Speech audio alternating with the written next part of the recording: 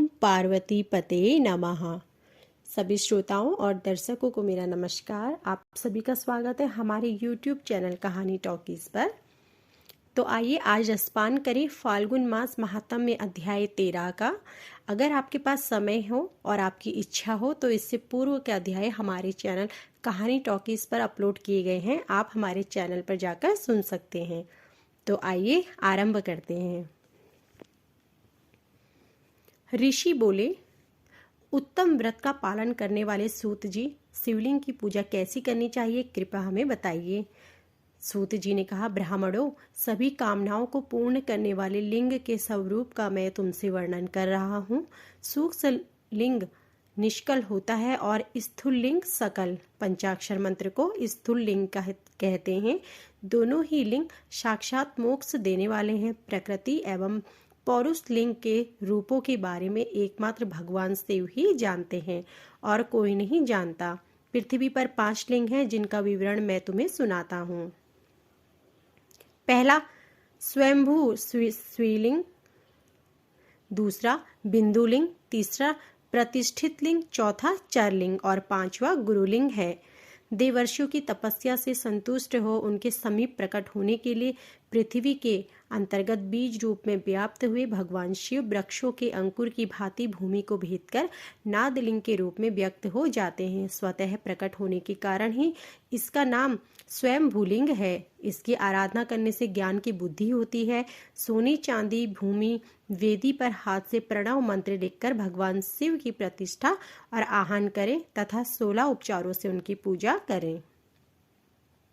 ऐसा करने से साधक को ऐश्वर्य की प्राप्ति होती है। देवताओं और ऋषियों ने आत्मसिद्धि के लिए पौरुष लिंग की स्थापना मंत्रों के उच्चारण द्वारा की है। यही प्रतिष्ठित लिंग कहलाता है। किसी ब्राह्मण अथवा राजा द्वारा मंत्र पूर्वक स्थापित किया गया लिंग भी प्रतिष्ठित लिंग कहलाता है, किंतु वह प्राकृतिक लिंग है। शक्तिशाली और नित्य होने वाला पौरुष लिंग तथा दुर्बल और अनित्य होने वाला प्राकृत लिंग कहलाता है। लिंग नाभि, जीव, हृदय और मस्तक में विराजमान आध्यात्मिक लिंग को चरलिंग कहते हैं। पर्वत को पौरुष लिंग और भूतल को विद्वान प्राकृत लिंग मानते हैं। पौरुष लिंग समस्त ऐश्वर्य को प्रदान करने वाला होता है। प्राकृत लिंग धन प्रदान करने वाला है। चरलिंग में सबसे प्रथम रसलिंग ब्राह्मणों को अभीष्ट वस्तु प्रदान करने वाला है। सुवर्ण लिंग को धन, बाणलिंग क्षत्रियों को राज्य, सुंदर लिंग शुद्धों को महाशुद्धि प्रदान करने वाला है। बचपन, जवानी और बुढ़ापे में शिवलिंग का पूजन स्त्रियों को समस्त भोग प्रदान करने वाला है। समस्त पूजा कर्म गुरु के सहयोग से करें। इष्ट देव का अभिषेक करने के पश्चात अग्नि के चावल की बनी खीर तथा नैवेद्य अर्पण करें। निवृत्त मनुष्य को सूक्ष्म लिंग का पूजन विभूति के द्वारा करना चाहिए। विभूति लोक अग्निजनित, वेदा अग्निजनित और शिव अग्निजनित 3 प्रकार की होती हैं।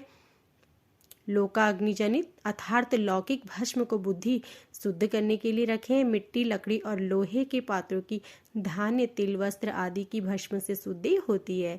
वेदों से जनित भस्म और वैदिक कर्मों के अंत में धारण करना चाहिए। मूर्तिधारी शिव का मंत्र पढ़कर बेल की लकड़ी जलाएं। कपिला गाय के गोबर तथा समी, पीपल, पलास, बड़, अमतलतास और गले में विराजमान प्रपंच को जलाकर भस्म रूप से सारतत्व को ग्रहण किया गया है। उनके सारे अंग विभिन्न वस्तुओं के सार रूप हैं। भगवान शिव ने अपने माथे के तिलक में ब्रह्मा, विष्णु और रुद्र के सारतत्व को धारण किया है। सजल भस्म को धारण करके शिव जी की पूजा करने से सारा फल मिलता है। शिव मंत्र से भस्म धारण कर श्रेष्ठ आश्रमी होता है। शिव की पूजा अर्चना करने वाले को अपवित्रता और सूतक नहीं लगता। गुरु शिष्य की राजस, तामस और तमो गुणों का नाश कर शिव का बोध कराता है। ऐसे गुरु के हाथ से भस्म धारण करनी चाहिए। जन्म और मरण सब भगवान शिव ने ही बनाए हैं। जो उन्हें उनकी सेवा में ही अर्पित कर देता है वह बंधनों से मुक्त हो जाता है। स्थूल, सूक्ष्म और कारण को वश में कर लेने से मोक्ष प्राप्त होता है। जो शिव की पूजा में तत्पर हो, मौन रहे, सत्य तथा गुणों से युक्त हो, क्रिया जाप तप करता रहे, उसे दिव्य ऐश्वर्य की प्राप्ति होती है तथा ज्ञान का उदय होता है। शिव भक्त यथायोग्य क्रिया एवं अनुष्ठान करें तथा धन का उपयोग कर शिव स्थान में निवास करें। भगवान शिव के महात्म्य का सभी के सामने प्रचार करें। शिव मंत्र के रहस्य को उनके अलावा कोई नहीं जानता है, इसलिए शिवलिंग का नित्य पूजन करें।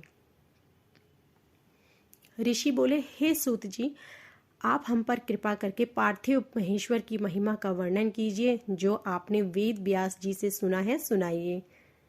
सूत जी बोले, हे ऋषियों, मैं भोग और मोक्ष देने वाली पार्थिव पूजा पद्धति का वर्णन कर रहा हूँ। पार्थिव लिंग सभी लिंगों में सर्वश्रेष्ठ है। इसके पूजन से मनोवांछित फलों की प्राप्ति होती है। अनेक देवता, दैत्य, मनुष्य, गंधर्व, सर्प एवं राक्षस शिवलिंग की उपासना से अनेक सिद्धियां प्राप्त कर चुके हैं। जिस प्रकार सतयुग में रत्न का, त्रेता में स्वर्ण का व द्वापर में पारे का महत्व है, उसी प्रकार कलयुग में पार्थिव लिंग अति महत्वपूर्ण है। शिव पूर्ति का पवित्र व पूजन तप से भी अधिक फल प्रदान करता है। जिस प्रकार गंगा नदी सभी नदियों में श्रेष्ठ एवं पवित्र मानी जाती है, उसी प्रकार पार्थिव लिंग सभी लिंगों में सर्वश्रेष्ठ है। जैसे सब व्रतों में शिवरात्रि का व्रत श्रेष्ठ है, सब दैवी शक्तियों में दैवी शक्ति श्रेष्ठ है, वैसे ही सब लिंगों में पार्थिव लिंग श्रेष्ठ है। पार्थिव लिंग का पूजन धन, वैभव, आयु एवं लक्ष्मी देने वाला तथा संपूर्ण कार्यों को पूर्ण करने वाला है। जो मनुष्य भगवान शिव का पार्थिव लिंग बनाकर प्रतिदिन पूजा करता है, वह शिव पद एवं शिवलोक को प्राप्त करता है। निष्काम भाव से पूजन करने वाले को मुक्ति मिल जाती है। जो ब्राह्मण कुल में जन्म लेकर भी पूजन नहीं करता, वह घोर नरक को प्राप्त करता है। पार्थिव लिंग की श्रेष्ठता तथा महिमा का वर्णन करते हुए सूत जी ने कहा, हे श्रेष्ठ महर्षियों, वैदिक कर्मों के प्रति श्रद्धा भक्ति रखने वाले मनुष्यों के लिए पार्थिव लिंग पूजा पद्धति ही परम उपयोगी एवं श्रेष्ठ है तथा भोग एवं मोक्ष प्रदान करने वाली है। सर्वप्रथम सूत्रों की विधि से स्नान करे, संध्या उपासना के उपरांत ब्रह्म यज्ञ करे, तत्पश्चात देवताओं, ऋषियों, मनुष्यों और पितरों का तर्पण करे। सब नित्य कर्मों को करके शिव भगवान का स्मरण करते हुए भस्म तथा रुद्राक्ष को धारण करे। फिर पूर्ण भक्ति भावना से पार्थिव लिंग की पूजा अर्चना करे।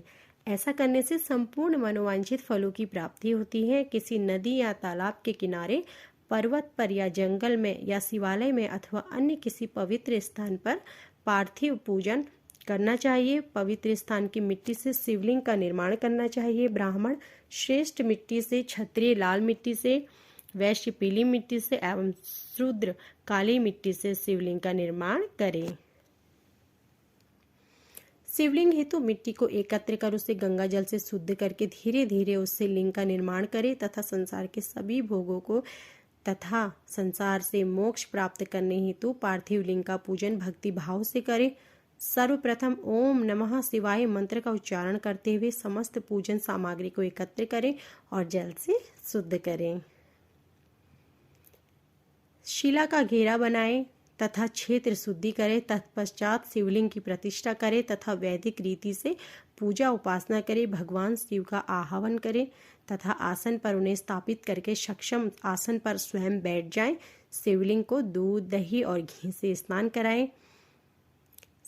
मधु और शक्कर से स्नान कराएं। ये पांचों वस्तुएं दूध, दही, घी, शहद और शक्कर पंचामृत कहलाते हैं। इन्हीं वस्तु से लिंग को स्नान कराएं। उत्तरणी धारण कराएं। चारों ऋचाओं को पटकर भगवान शिव को वस्त्र और यज्ञोपवीत समर्पित करें तथा सुगंधित चंदन एवं रोली चढ़ाएं तथा अक्षत, फूल और बेलपत्र अर्पित करें। हर महेश्वर, शंभु, शूलपाणी, पिनाधारी, शिव पशुपति, महादेव, गिरिजापति आदि नामों से पार्थिव लिंग का पूजन करें तथा आरती करें। शिवलिंग की परिक्रमा करें तथा भगवान शिव को प्रणाम करें। पंचाक्षर मंत्र तथा 16 उपचारों से विधिवत पूजन करें। इस प्रकार पूजन करते हुए भगवान शिव से इस प्रकार प्रार्थना करें, हे प्रभु, सबको सुख समृद्धि प्रदान करने वाले हैं, कृपा निधान भूतनाथ शिव, आप मेरे प्राणों में बसते हैं। आपके गुणों ही मेरे प्राण हैं।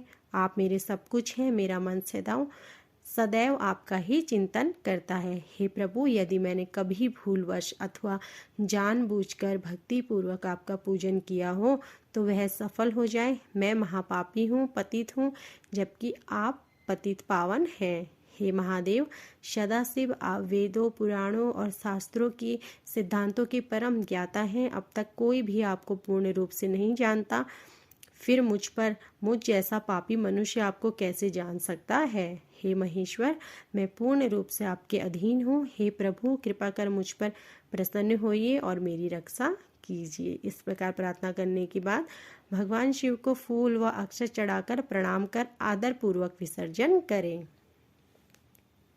हे मुनियों, इस प्रकार की गई भगवान शिव की पूजा भोग और मोक्ष प्रदान करने वाली है एवं भक्ति भाव बढ़ाने वाली है। तो यह थी हमारी आज की फाल्गुन मास महात्म्य अध्याय 13। आशा करती हूँ कि आपको यह वीडियो पसंद आया होगा। ऐसे ही धार्मिक व्रत कथाओं और आगे के अध्यायों को सुनने के लिए हमारे चैनल को आज ही सब्सक्राइब करें और बेल आइकन दबाएं, जिससे कि हमारी वीडियो प्रसारित होते ही आपको जानकारी मिल सके। आप सभी का धन्यवाद।